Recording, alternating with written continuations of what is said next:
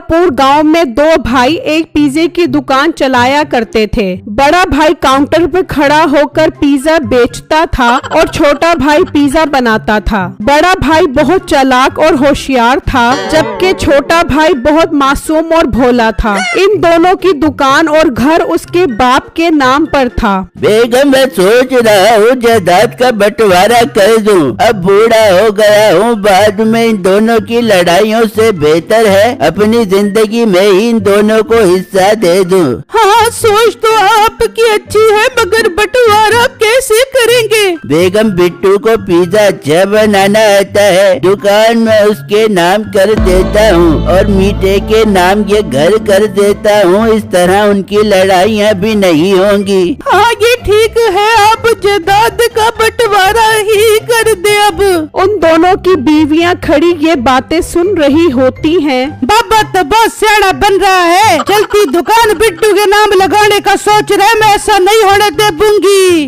वहाँ pizza shop पर एक खूबसूरत लड़की अपनी माँ के साथ आती है। भाई तो फ्रेश पिज्जे लगा दो, जरा जल्दी करना। ओए मोटे, जरा जल्दी दो पिज्जे लगा दे। आपने तो अपनी दुकान पर बहुत अच्छा नौकर रखा हुआ है, मैंने सुना है ये मुलाजिम काफी अच्छे पिज्जे लगाता है। मैं नौकर नहीं हूँ, मीठे भाई का भाई हूँ। ये भाई है आपका? दिमाग खराब हो गया है इसका। पिज्जा लगाने वाले मुलाजिम, तू नौकर है, नौकर ही बनकर रह, ज्यादा अमीर बनने के ख्वाब मत देख। आप ठीक कह रहे हो, कभी कभी हमारे घर के मुलाजिम भी हमारी बराबरी करने की कोशिश करते हैं, लेकिन इन मुलाजिमों को इनकी औकात में रखना चाहिए। मैडम, आप ठीक कह रही हो, इसकी औकात पिज्जा बनाने की है और ये पिज्जा ही बनाता रहेगा। ओए छोटे, जल्दी पिज्जा बना, देख नहीं रहा मैडम इंतजार कर रही हैं। बना रहा हूँ मीठे भाई, पिज्जा बना रहा हूँ। आज तो बिट्टू का दिल टूट जाता है और वो उदास खड़ा पिज्जा तैयार करने लग जाता है। फिर जब शाम में मीठा घर आता है तो उसकी बीवी उसे जायदाद के बंटवारे का बताती है। क्या अब्बा बहुत सियाना बन रहा है, दुकान उसके नाम और ये घर मेरे नाम? नहीं नहीं, ऐसा नहीं हो सकता, मैं भी जाकर अब्बे से बात करता हूँ। लेकिन उसका बाप साफ इनकार कर देता है। वो वापस आकर अपनी बीवी को बताता है कि उसके बाप ने साफ इनकार कर दिया है। देख ले मीठे, मैंने कहा था ना, नहीं मानेगा तेरा बाप, बहुत तेज है सनकी बाबा।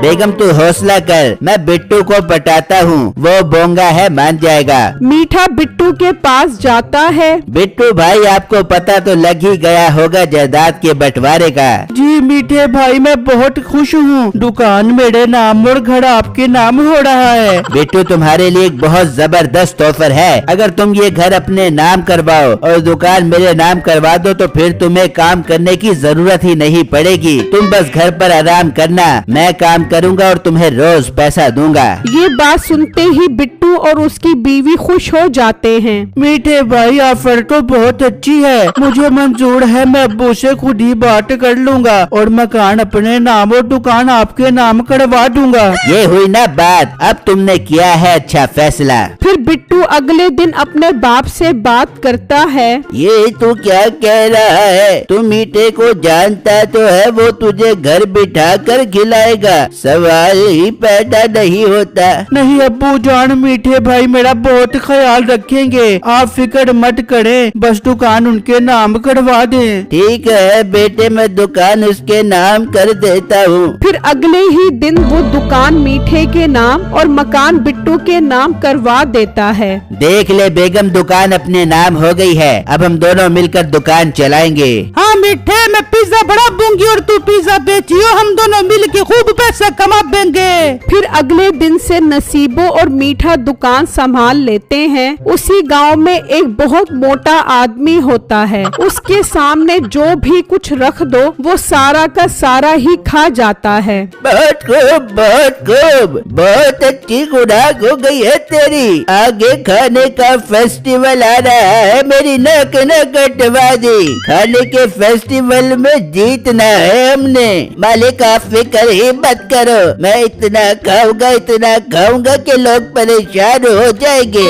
वहाँ मीठे की दुकान बहुत ज्यादा चलने लग जाती है और उसे प्रॉफिट बहुत अच्छा हो रहा होता है। इस तरह कई दिन गुजर जाते हैं। हाँ बेटा, मीठा तुझे खर्चा दे रहा है कि नहीं? नहीं अब्बू जान, काफी दिन हो गए हैं, मीठे भाई ने 1 रुपया भी नहीं दिया। बेटा, मैंने तुझे कितना मना किया था, मगर तूने मेरी एक बात भी नहीं मानी। अब देख लिया अंजाम। अब्बू जान, शाम में मीठे भाई आते हैं तो मैं उनसे बात करता हूँ। शाम में मीठा दुकान से वापस घर आता है तो बिट्टू घर के बाहर ही खड़ा होता है। वो उनसे पैसों का मुतालबा करता है। अरे बिट्टू, काम ही नहीं चल रहा है तो पैसे कहाँ से दूं तुझे? मैं तो कहता हूँ तू कोई नौकरी वगैरह ढूंढ ले, मेरे आसरे पर मत रही मेरा वीर। पर भाई आपने तो कहा था आप मुझे घर बिठा कर खिलाओगे। नहीं, तू लंगड़ा है, काना है, टुंडा है, क्या है तू? अच्छा खासा हट्टा कट्टा गुलगुला है। कोई नौकरी ढूंढ मेरा पुत, आइंदा मुझे तंग मत करी। ये कहकर वो दोनों चले जाते हैं और बिट्टू को समझ आ जाती है कि उसने दुकान मीठे के नाम करके बहुत बड़ी गलती कर दी है। वो अंदर जाकर ये बात अपने बाप को बताता है। बिट्टू, मैं तुझे बहुत समझाता था मगर तूने मेरी एक बात नहीं मानी। अब कोई काम ढूंढ वरना हम सब भूखे मर जाएंगे। अब्बू जान, क्यों ना हम भी घर पर एक पिज्जा की दुकान बना लें। मेरे हाथ का पिज्जा बहुत मजेदार होता है। चलो ठीक है, इससे इतने पैसे तो आ जाएंगे कि हम अपना गुजारा कर सकें। फिर वो अगले ही दिन से अपने घर के किचन में पिज्जे का सेटअप खोल लेते हैं, लेकिन बस 1-2 ही ग्राहक आते हैं। मीठा और नसीबो उन्हें देखकर बहुत हंसते हैं। गरीबों का किचन पिज्जा। चल बेगम चल, अपने पिज्जा रेस्टोरेंट पर ग्राहक इंतजार कर रहे होंगे। फिर वो दोनों अपनी दुकान पर आ जाते हैं। वहाँ आज खाने का फेस्टिवल था। चलो भाई, आज खाने का फेस्टिवल है, पैसा तैयार करो, आज हमने खाने का फेस्टिवल जीतना है। वो सब निकल पड़ते हैं तो उनका गुजर मीठे के पिज्जा शॉप के पास से होता है। भाई साहब, आप लोग कहाँ जा रहे हो इतना पैसा लेकर? आज खाने का मुकाबला है हमारा। ये मोटा आदमी देख रहे हो बहुत खाता है। अगर हम ये फेस्टिवल जीत गए तो हमें बहुत पैसा मिलेगा और अगर हार गए तो हमें ये सारा पैसा देना पड़ेगा। ये सुनते ही मीठे के शैतानी दिमाग में एक आइडिया आता है। भाई साहब, आपको फेस्टिवल में जाने की क्या जरूरत है? मेरी दुकान किसी फेस्टिवल से कम है क्या? मेरे पिज्जा खाने का मुकाबला लगा लो, अभी दूध का दूध और पानी का पानी हो जाएगा।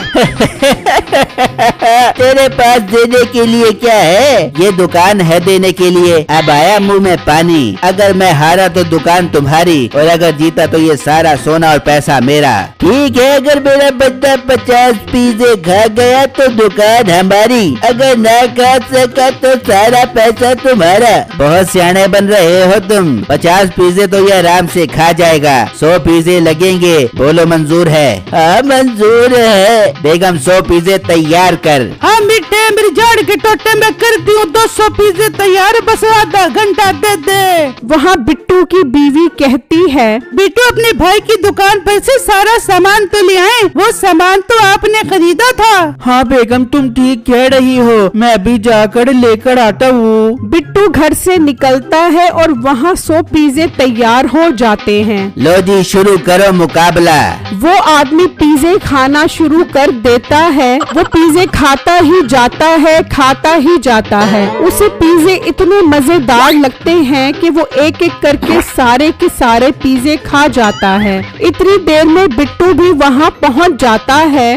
जीत गए हम, ये पिज्जा फेस्टिवल जीत गए। अब ये दुकान तुम हार गए हो। बिट्टू छुपकर मीठे और नसीबों की हार देख रहा होता है। चलो अब ये दुकान खाली करो, अब हमारी है। भाई मुझ पर रहम करो, मेरे पास तो बस यही दुकान है, मुझसे मेरी ये दुकान मत लो। अगर हम शर्त हार जाते तो तू क्या पैसा न लेता? मैं अपने अब्बू की कसम खाता हूँ, मैं कभी न लेता। मैं तो शुगर लगा रहा था। तू शुगर में दुकान हार गया है, चलो दुकान खाली करो। तभी मीठे मीठे के जहन में एक तरकीब आती है। भाई एक बहुत अच्छी ऑफर है मेरे पास। मेरे छोटे भाई की भी घर पर पिज्जा की दुकान है। मैं आपकी उससे शर्त लगवाता हूँ। अगर शर्त जीत गए तो मकान अपने नाम करवा लेना और मुझे मेरी दुकान वापस कर देना। मगर वो शर्त लगाएगा हमसे? ये आप मुझ पर छोड़ दो। वो एक नंबर का बोंगा है, मैं उसे पटा लूंगा। ठीक है, हम कल तुम्हारे घर पर ही आकर उससे मुकाबला करेंगे। बिट्टू बहुत परेशानी में वहाँ से निकलता है और घर आकर ये बात सबको बताता है। बिट्टू, परेशान होने की क्या बात है? हम मुकाबला जरूर जीतेंगे। जब मीठा तुमसे बात करे तो तुम हाँ कर देना।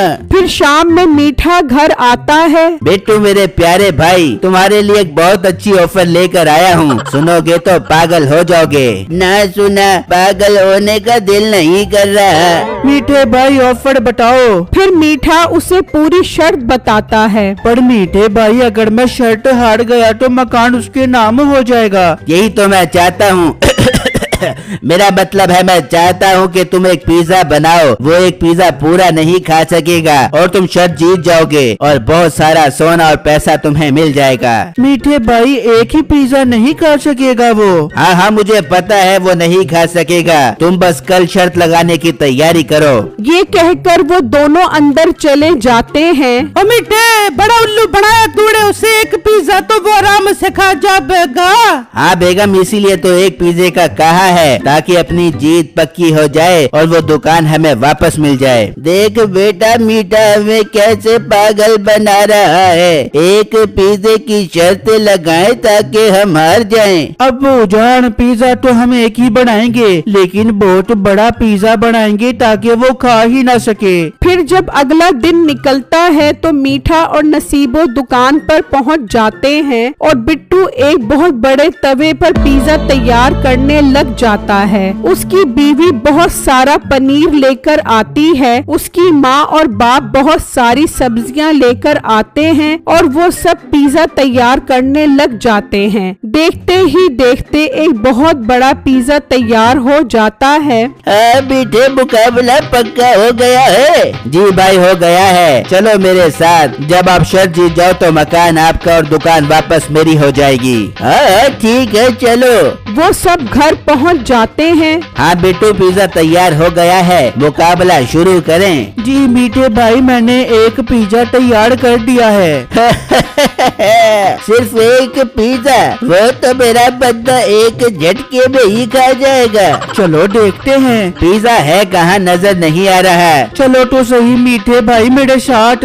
वो सब उसके पीछे जाते हैं तो इतना बड़ा पिज्जा देखकर हैरान रह जाते हैं। मालिक, इतना बड़ा पिज्जा मैं कैसे खाऊंगा? शर्त लगी है ना, खाना पड़ेगा, वरना ये सोना और पैसा मुझे दे दो। खा ले, वरना हम शर्त हार जाएंगे। मैं नहीं खा सकता, बचा रहा हूँ। ये कहकर वो वहाँ से भाग जाता है। ये मोटा तो बहुत सियाना निकला, इसलिए तो मरवा दिया। लड़के, तुम्हारे लिए ऑफर है। तुम सोना पैसा छोड़ो, वो पिज्जे वाली दुकान हम तुम्हें दे देते हैं जो हम मीठे से जीते हैं। हाँ ठीक है, मुझे मंजूर है। बिट्टू भाई, मुझे भी दुकान पर अपने साथ रख लो। हाँ हाँ, तुम दोनों भी मेरे साथ काम करोगे, लेकिन पिज्जा बनाने का। बिट्टू को घर और दुकान दोनों मिल जाते हैं और मीठा और नसीबो वहाँ मुलाजिम बनकर पिज्जे बनाते हैं।